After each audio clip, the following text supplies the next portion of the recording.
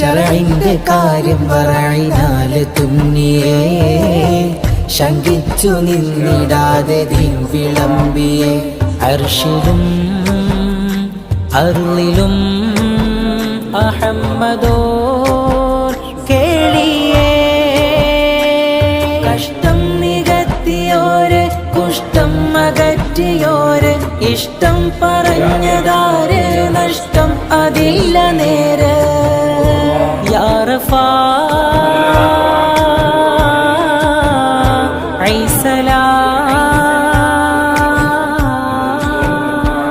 മദനി പൂങ്കാവിൽ ചെന്ന് മധുരം നശീദ ചൊന്ന് മണിമുത്തിൻ ഹസ്തമേ പുണർന്ന മരതക പൊന്ന്